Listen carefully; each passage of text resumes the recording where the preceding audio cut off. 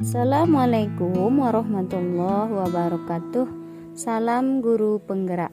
Perkenalkan, nama saya Nerlis Laida SPD dari SDN 04 Kotobalingka CGP Angkatan 10. Pada kesempatan kali ini saya akan membahas tentang eksplorasi konsep refleksi diri tentang pemikiran Ki Hajar Dewantara.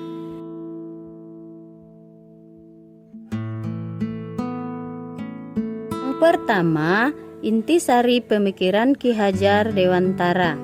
Ki Hajar Dewantara menjelaskan bahwa pendidikan dan pengajaran merupakan usaha persiapan dan persediaan untuk segala kepentingan hidup manusia, baik dalam hidup bermasyarakat maupun berbudaya dalam arti yang seluas-luasnya.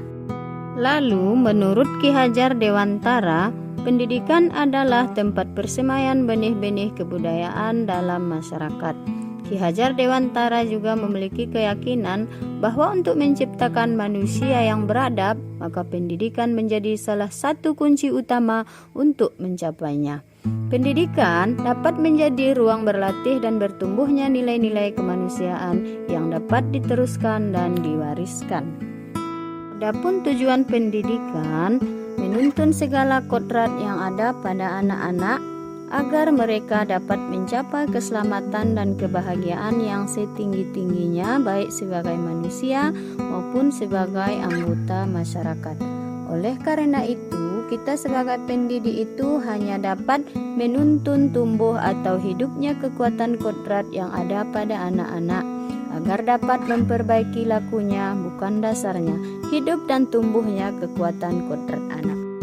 Nah, pada kesempatan kali ini saya akan menjelaskan bahwa Ki Hajar Dewantara mengibaratkan peran pendidik sebagai petani atau tukang kebun, di mana anak-anak ini seperti tumbuhan yang disemaikan dan ditanam di lahan yang disediakan.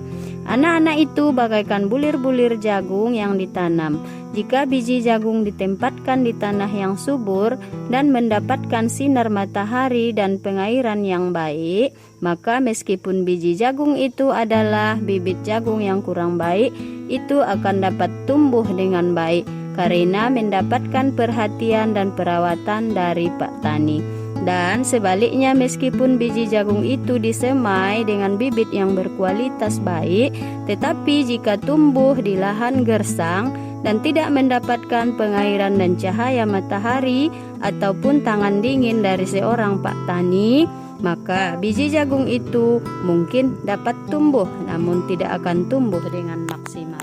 Yang kedua, pembelajaran yang mencerminkan pemikiran Ki Hajar Dewantara. Pembelajaran dari filosofi Ki Hajar Dewantara yang pertama, memerdekakan dan berpusat pada murid. Yang kedua, mengikuti perkembangan zaman. Yang ketiga, tidak bertentangan pada nilai-nilai kemanusiaan. Dan yang keempat, pembangunan budi pekerti yang berfokus pada proses bukan hasil. Nah, kita sebagai pendidik itu harus mampu melakukan perubahan budi pekerti anak-anak menjadi lebih baik lagi.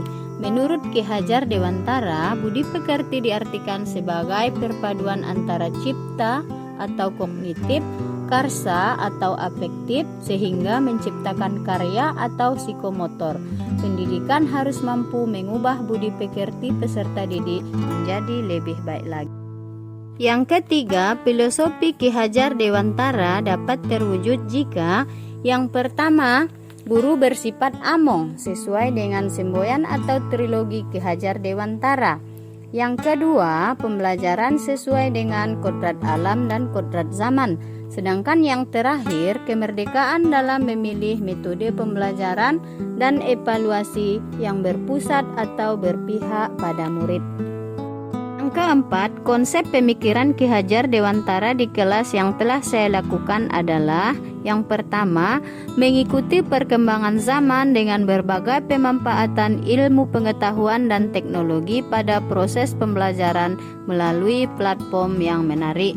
Yang kedua, sistem Among dengan memberikan kebebasan kepada peserta didik menemukan sumber belajar yang seluas-luasnya untuk menemukan pengetahuan baru baik secara individu maupun kelompok. Nah, itulah dia Bapak Ibu, refleksi diri saya tentang pemikiran Ki Hajar Dewantara. Semoga kita semua menjadi guru yang dapat memerdekakan siswa kita. Salam guru penggerak. Assalamualaikum warahmatullahi wabarakatuh.